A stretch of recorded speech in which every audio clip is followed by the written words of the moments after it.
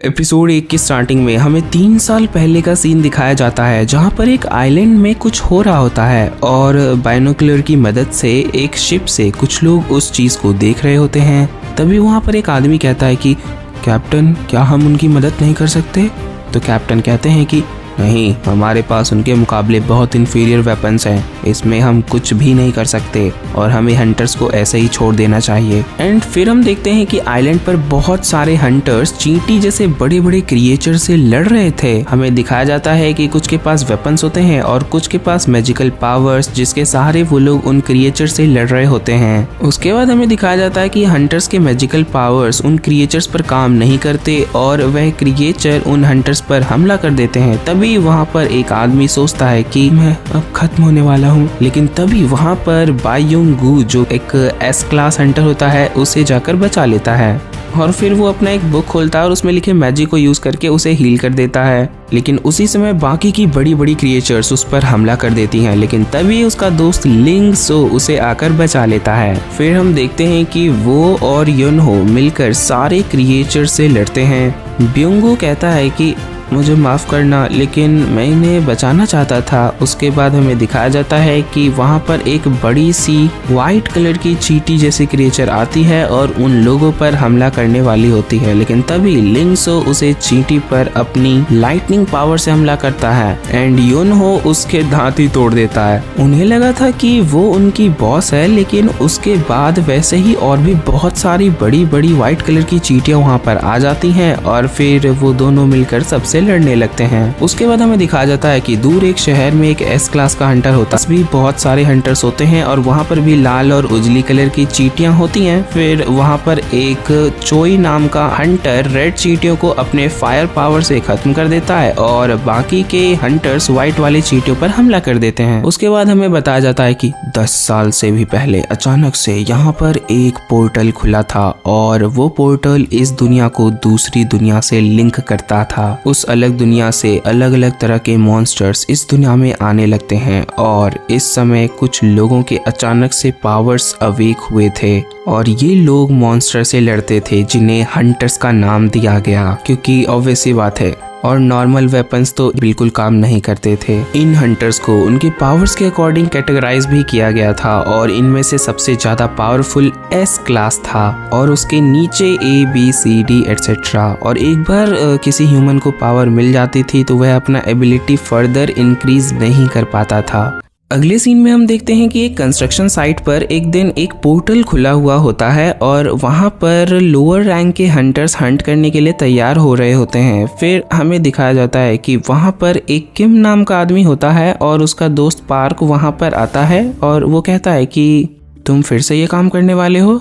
तो पार्क कहता है कि हाँ, मैं फिर से बाप बनने वाला हूँ। एंड किम कहता है कि चिंता मत करो, हमें इस डंजन से बहुत सारे पैसे मिलने वाले हैं। फिर वहाँ पर जिन वू आता है जो कि हमारा मेन कैरेक्टर है। उसे देखकर वहाँ पर सभी लोग खुश हो जाते हैं और उससे जाकर मिलते हैं। एंड पार्क कहता है कि क्या ये बहुत ज्यादा स्ट्रॉन्ग है? तो किम कहता है कि नहीं, बल्कि वो उसका उल्टा है। ये तुम्हारे जॉब छोड़ने के बाद आया था यहाँ पर और ये इतना ज्यादा कमजोर है कि ये ई रैंक के डंजन में भी पिट जाता है। जिनवू के पास जूही आती है जो कि एक हीलर होती है, जो कि उसे ठीक करने लग जाती है क्योंकि जिनवू को एक मिशन पर काफी ज्यादा चोट लग गई थी एंड इसीलिए वो अपने साथ एक हीलर को लेकर चलता है। जिनवू जूही को बताता है कि मुझे एक ई रैंक डंजन में भी काफी ज्यादा चोट लग गई थी। वहाँ पर सभी हाई क्लास के हंटर्स थे, इसीलिए उन्हें हीलर की जरूरत ही नहीं थी, तो किसी के पास कोई हीलर था नहीं और मुझे वैसे भी पता नहीं क्यों छोटे छोटे डंजन्स में भी चोट लगती रहती है। तभी डंजन के अंदर जाने का टाइम हो जाता है और वहां पर एक सॉन्ग नाम का आदमी होता है जो कि उनका लीडर बनता है, क्योंकि सॉन्ग एक हाई क्लास का हंटर होता है। उसके बाद हम देखते हैं कि एक बिल्डिंग में प्रेसिडेंट गो से गवर्नमेंट से हुई मीटिंग के बारे में बात करने के लिए एक आदमी आता है। गो कहते हैं कि वह हमेशा से यही कहते हैं कि डंजन को ब्रेक मत कर देना और उनके अंदर से मिली स्टोन्स को बस सप्लाई करते रहना। ठीक है, उनका कहना गलत नहीं है, क्योंकि हमें भी पता है कि हम भी इस स्टोन्स के ऊपर अपना सारा बिजनेस कर रहे हैं और जब वे मॉन्स्टर्स को खत्म करते हैं तो उनके अंदर से ये वैल्यूएबल स्टोन्स निकलते हैं जिन्हें एसेंस स्टोन कहा जाता है। एंड इधर डंजन के अंदर जाने के बाद सभी लोग मॉन्स्टर से फाइट करते हैं और उनको ख़त्म करते हैं। और जिनवू यहाँ पर एक मॉन्स्टर को ख़त्म करके उसके अंदर से एक स्टोन निकाल लेता है, लेकिन जिनवू को यहाँ पर भी चोट लग जाती है और अचानक से एक मॉन्स्टर पीछे से उस पर हमला कर देता है। एंड जैसे ही जिनवू उस पर अटैक करने जाता है, उसका जो नाइफ होता है वो टूट जाता है और वो मॉन्स्टर जिनवू पर अपने स्वॉर्ड से हमला कर देता है, जिससे जिनवू को चोट लग जाती है। लेकिन तभी वहाँ पर पार्क पीछे से आकर जिनवू को बचा लेता है और जोही को कहता है जिनवू को हील करने के लिए। हालांकि वो बहुत ज्यादा कमजोर मॉन्स्टर होते हैं, लेकिन फिर भी जिनवू उनसे नहीं लड़ पाता है। सीन शिफ्ट होता है और इधर गो कहते हैं कि हमें यहाँ पर जो क्रिस्टल्स मिलते हैं हम उनका वेपन बनाते हैं ताकि हम आगे और मॉन्स्टर से फाइट कर सकें।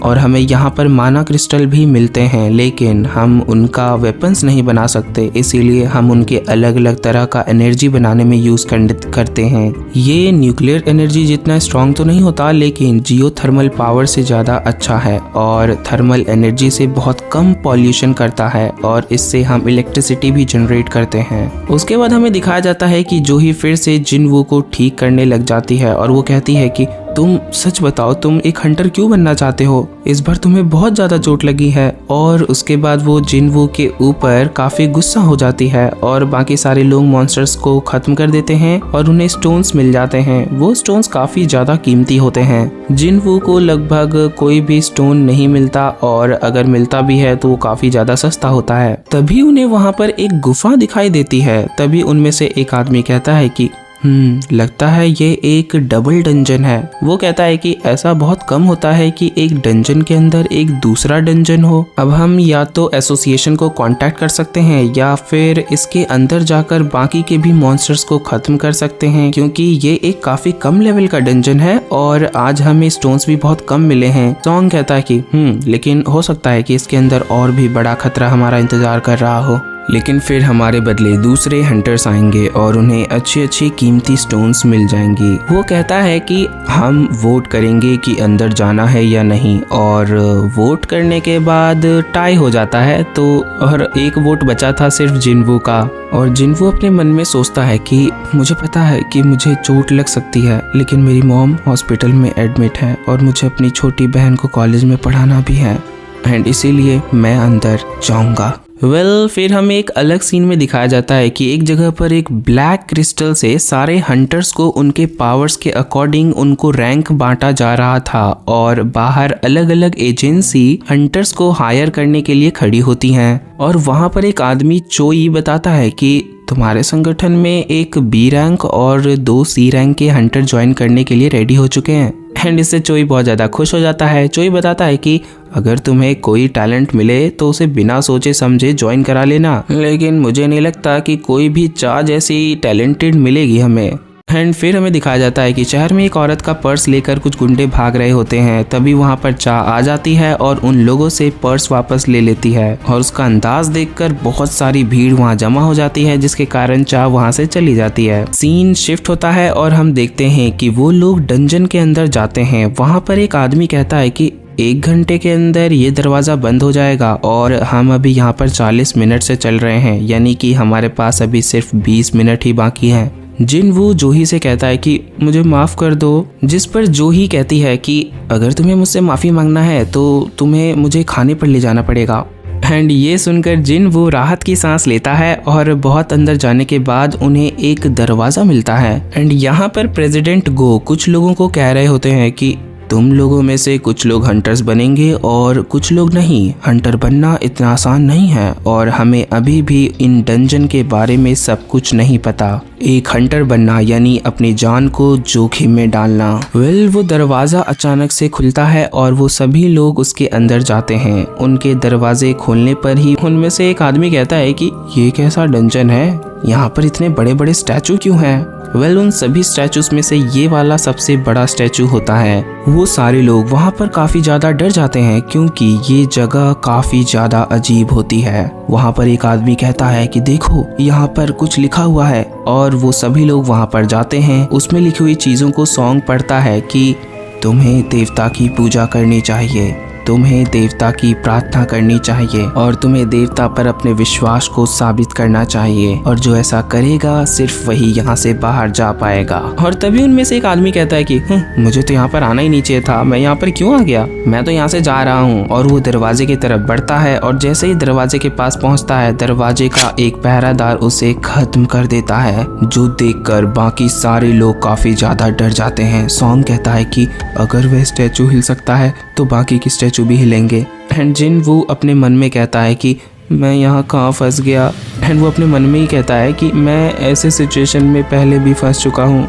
मैं अपने पहले रेड में ही अपने ग्रुप से अलग हो गया था और एक ई रैंक मॉन्स्टर ने मुझ पर हमला कर दिया था, जिसके कारण मैं बहुत दिनों तक अस्पताल में एडमिट रहा। और तो और मैं एक बार एक भूल भुलैया में लगभग भूख के मारे मरने ही वाला था। बाकी के सारे हंटर्स अपने कमाए हुए स्टोन से अपने लिए वेपन्स बाय करते हैं ताकि वह और ज़्यादा बड़े मॉन्स्टर्स का सामना कर सके, लेकिन मेरे पास एक छोटा सा नाइफ है और यदि ये टूट जाए तो मुझे सिर्फ खाली हाथ ही लड़ना पड़ता है। और इसीलिए मैं सारे डंजन्स में उनकी कमजोरी ढूंढता हूँ और उन्हें अच्छे से ऑब्जर्व करता हूँ। एंड तभी वो कहता है कि सब लोग नीचे झुक जाओ। वेल ये सब उसने अपने आसपास की चीजों को ऑब्जर्व करते हुए कहा था, और जैसे ही वो सभी लोग नीचे झुकते हैं, स्टैचू से एक लेजर बीम निकलती है जिससे एक आदमी खत्म भी हो जाता है। और जिन वो सोचता है कि हम यहाँ पर कहाँ फंस गए, अब हम सब खत्म होने वाले हैं। एंड जिन वो काफी ज्यादा शॉक्ड होता है और डरा हुआ होता है। और इसी के साथ हमारा ये एपिसोड यहीं खत्म हो जाता है। वेल यदि आपको हमारी एक्सप्लेनेशन पसंद आई तो प्लीज एनिमे विजिट्स के चैनल को सब्सक्राइब कीजिए, वीडियो को लाइक कीजिए और हाँ शेयर भी कीजिए, और कमेंट्स करके बताकर जाओ कि यार ये आपको कैसा लगा और क्या चीजें हमें चेंज करने की जरूरत है ताकि हम नेक्स्ट एपिसोड से उसका ध्यान रखें। Till then tata bye bye.